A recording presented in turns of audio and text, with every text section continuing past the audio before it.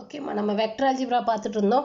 Vector அல்ஜிப்ராவில் எப்படி ரெண்டு வெக்டார்ஸை add பண்ணுறது, எப்படி சப்ராக்ட் பண்ணுறது, அண்ட் தென் கோப்ளேனாராக இருக்கணும்னா அதுக்கு என்ன கண்டிஷன், கொலினியராக இருக்கணும்னா அதுக்கு என்ன கண்டிஷன், அது எல்லாமே டிஸ்கஸ் பண்ணோம்.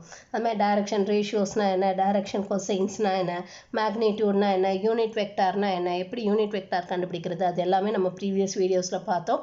இப்போ நம்ம product of vectors, that is எப்படி ரெண்டு வெக்டாரை மல்டிப்ளை பண்ணுறது, how to multiply two vectors. ரெண்டு வெக்டாரை ரெண்டு விதமா மல்டிப்ளை பண்ணலாம். One is called as a scalar product, the other one is we call it as a vector product. ஓகேவா? ஸ்கேலார் ப்ராடக்ட்டை நம்ம டாட் ப்ராடக்ட்னு சொல்லலாம், வெக்டார் ப்ராடக்ட்டை கிராஸ் ப்ராடக்ட்னு சொல்லலாம்.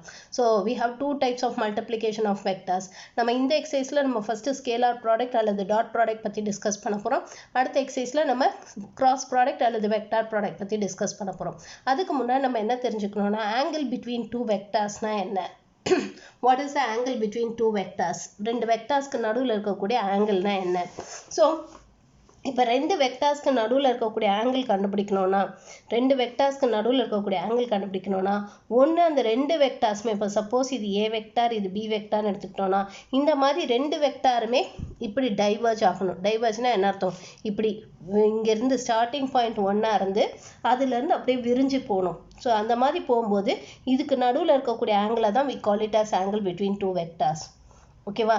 இப்போ சப்போஸ் ரெண்டு வெக்டார்ஸ் இப்படி இருக்குன்னு வச்சுக்கோங்க. ஒரு வெக்டார் இப்படி இருக்குது, ஏ வெக்டார் வந்து இப்படி இருக்குது, பி வெக்டார் வந்து இப்படி இருக்குது. சப்போஸ் இப்படி இருந்துச்சுன்னா அப்போ நம்ம இதை ஆங்கிள் பிட்வீன் த டூ வெக்டார்ஸ்னு எடுக்கக்கூடாது. ஓகேவா? This is not the angle between two vectors. ஒன்று ரெண்டுமே இப்படி டைவர்ஜ் ஆகணும், அல்லனா ரெண்டுமே இப்படி நமக்கு கன்வர்ஜ் ஆகலாம். தட் இஸ் ஆரோ ரெண்டுமே ஒரே பாயிண்டில் வந்து ஜாயின் ஆகலாம், அல்லது ஒரே பாயிண்ட்ல இருந்து நமக்கு வெளியே போகலாம். ஸோ அந்த மாதிரி இருக்கலாம். ஸோ இந்த மாதிரி கொடுத்தாங்கன்னா, இந்த மாதிரி ரெண்டு வெக்டார் கொடுத்தாங்கன்னா அப்போ ஆங்கிள் எப்படி கண்டுபிடிக்கணும்னா, இந்த ஏ வெக்டாரை இன்னும் கொஞ்சம் எக்ஸ்டெண்ட் பண்ணணும். ஏ வெக்டார் இன்னும் கொஞ்சம் எக்ஸ்டெண்ட் பண்ணிங்கன்னா இப்போ இந்த டைரெக்ஷனில் வருமா. இப்போ பாருங்கள், இந்த பாயிண்ட்லேருந்து இது ரெண்டும் இப்படி வி ஷேப்பில் போகுதா, புரியுதா? இது வெளியே போகுது இல்லையா, ஆரோ பாருங்க, இது இந்த டைரக்ஷனில் போகுது, இது இந்த டைரக்ஷனில் போகுது. ஸோ இந்த மாதிரி இருக்கும்போது this we call it as the angle between the two vectors.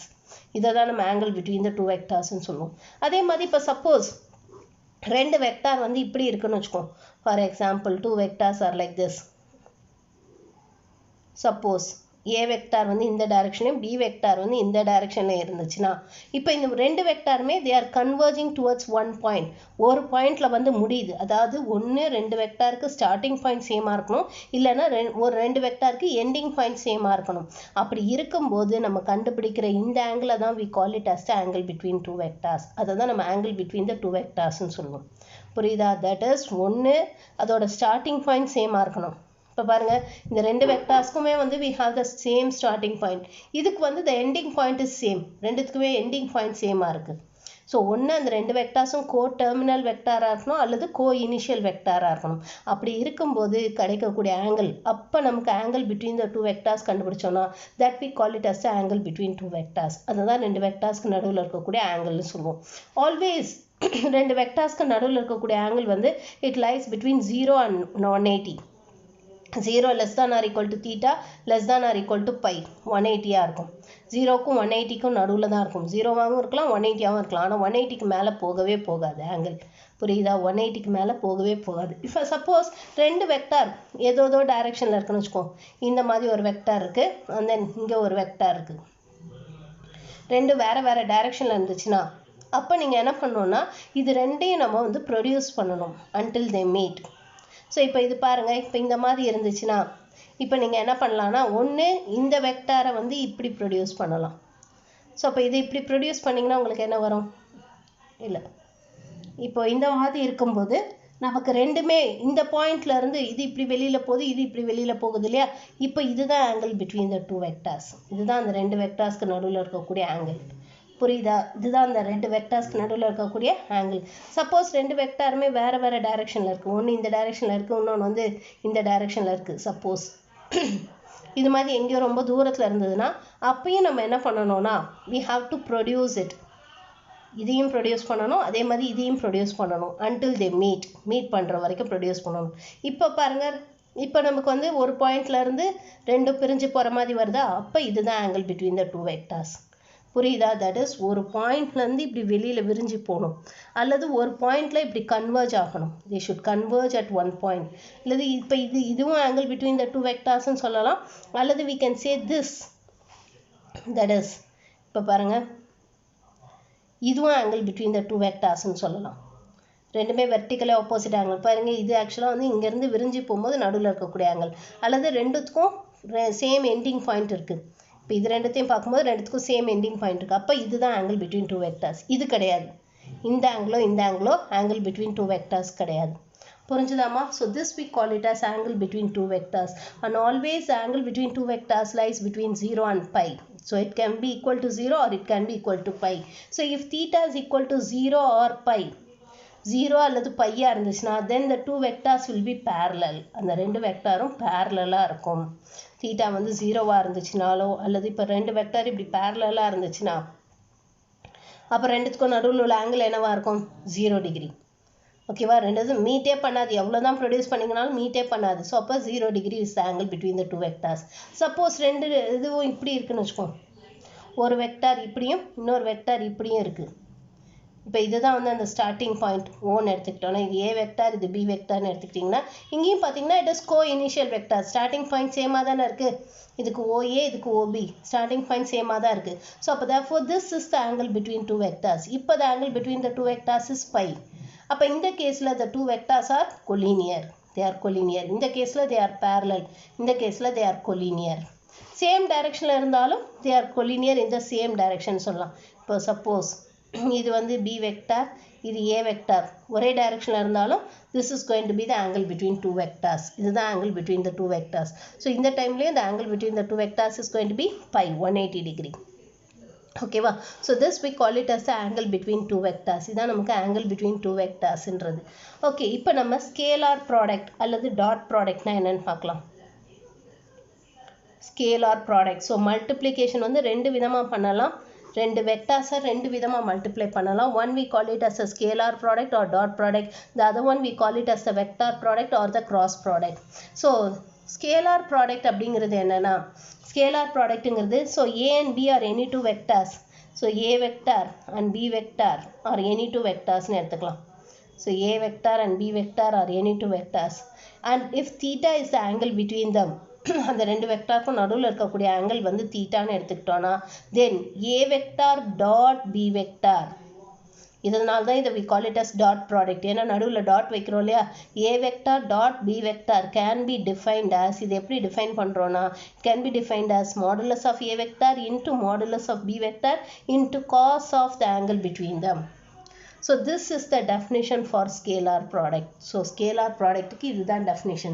That is ரெண்டு வெக்டார் எடுத்துக்கிறோம், a வெக்டார் b வெக்டார், அது ரெண்டுத்துக்கும் நடுவில் இருக்கக்கூடிய ஆங்கிள் தீட்டான்னு எடுத்துக்கிட்டோம்னா then a dot b a dot b or the scalar product of two vectors or the dot product of two vectors can be defined as a dot b is equal to modulus of a vector into modulus of b vector into cos of the angle between them. So this is the definition of the dot product. Dot product ஓட definition இதுதான். ஓகேவா? So நீங்கள் dot product கண்டுபிடிக்கும் போது whenever you are going to multiply two vectors using dot product use பண்ணி நீங்கள் multiply பண்ணிங்கன்னா you will get a scalar as an answer. So இதோட ஆன்சர் வந்து ஸ்கேலாராக இருக்கும். பாருங்கள், இதில் வெக்டாரே இல்லை பாருங்கள். இது ரெண்டையும் நம்ம இந்த மாதிரி டாட் ப்ராடக்ட் எடுத்தோம்னா you'll get the scalar. that is ஒரு நம்பர் தான் நமக்கு ஆன்சராக வரும். இது ஒரு வெக்டாராக இருக்காது, it will be a number or it will be a ஸ்கேலாராக இருக்கும். அதனால தான் இதுக்கு பேர் வந்து ஸ்கேலார் ப்ராடக்ட்னு சொல்கிறோம். அண்ட் இதுக்கு நடுவில் இப்படி டாட் வைக்கிறதுனால தான் இதுக்கு பேர் வந்து டாட் ப்ராடக்ட்னு சொல்கிறோம். ஓகேவா? இப்போ நெக்ஸ்ட் நம்ம என்ன பார்க்க போகிறோம்னா we are going to see about the geometrical meaning of the scalar product. So இந்த ஸ்கேலார் ப்ராடக்டோட geometrical meaning என்னன்னு பார்க்க போகிறோம்.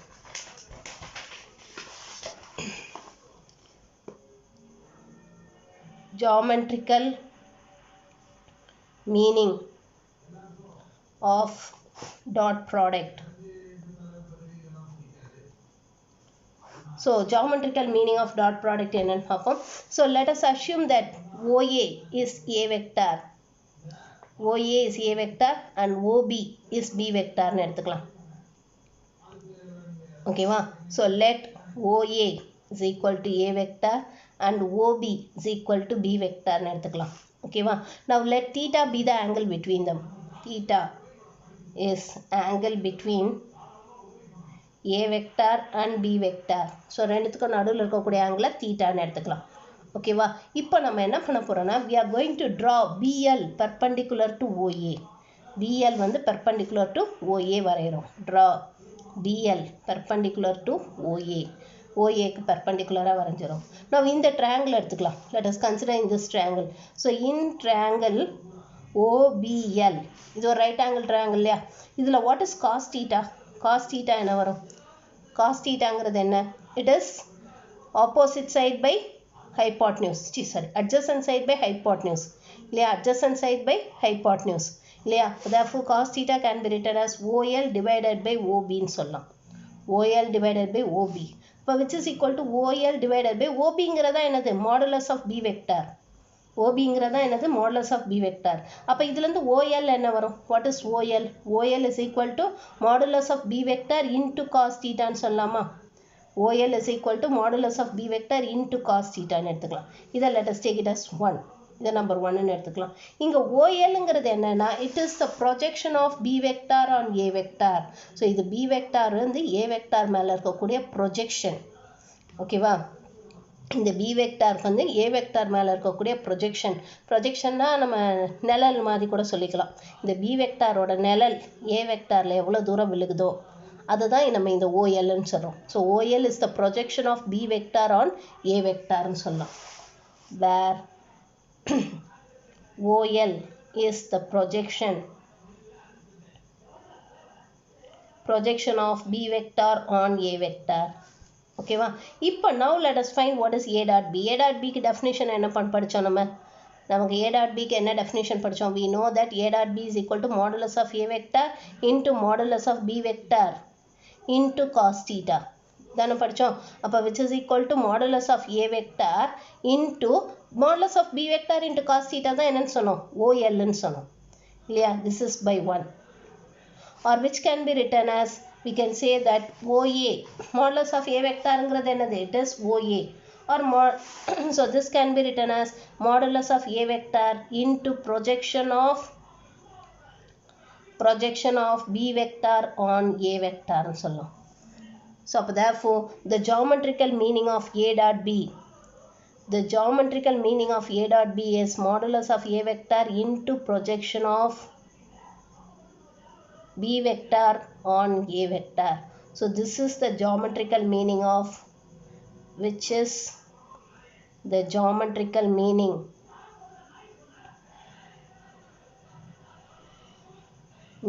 of A dot B. So A dot B ஓட geometrical meaning இதுதான். இப்போ இதிலிருந்து projection of B vector on A vector என்ன வரும் நமக்கு? Note number 1. Projection of B vector on A vector என்ன வரும்? ஸோ இதிலேருந்து நம்ம எப்படி எழுதலாம்? It can be written as A dot B divided by modulus of A vectorன்னு சொல்லலாமா? projection of B on A ன்னு சொல்லும்போது நம்ம என்ன பண்ணணும்? A dot B divided by modulus of A vectorன்னு சொல்லலாம். இப்போ இதே மாதிரி projection of A vector on B vector. Projection of A vector on B vector என்ன வரும்? It can be written as A dot B divided by modulus of B vector. புரியுதா? A dot B divided by modulus of B vector. So this is projection of A on B. Projection of B on A னா அதாவது இங்கே கடைசியாக என்ன இருக்கோ B on A னா இந்த ஏவை தான் மாடுலஸ் போட்டு கீழே எழுதணும். ரெண்டுத்துக்குமே A dot B தான் நியூமரேட்டரில் இருக்கணும். டினாமினேட்டரில் என்ன இருக்கணும்னா இதோட மாடுலஸ், தட் இஸ் இந்த கடைசியாக இருக்கு இல்லையா, ஆணுக்கு அப்புறம் வரக்கூடிய இந்த வெக்டார் அதோட மாடுலஸ் தான் கீழே இருக்கணும். அப்படி ஞாபகம் வச்சுக்கிட்டிங்கன்னா ஈஸியாக இருக்கும். புரியுதா? So this is the formula for finding the projection of B on A and A on B. So B vector on A vector ஓட projection கண்டுபிடிக்கிறதுக்கான formula இது. இது A vector on B vector கண்டுபிடிக்கிறதுக்கான formula இது. ஓகேவா? So this we call it as the geometrical meaning of A dot B. இப்போ next நம்ம என்ன பார்க்க போறோம்னா, we are going to see about the properties of dot product. Properties of dot product. So property number 1. First property என்னன்னா, now scalar product, dot product is commutative. Dot product is commutative. ஏன்னா we know that A dot B க்கு என்ன definition சொன்னோம்?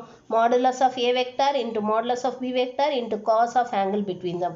இப்போ அதே மாதிரி modulus of B dot A என்ன வரும்? What will be B dot A?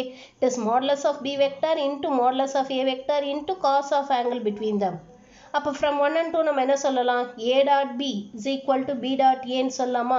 அப்போ therefore we can say that dot product is commutative. So dot product is commutative. இதுதான் first property. ஓகேவா? dot product is always commutative.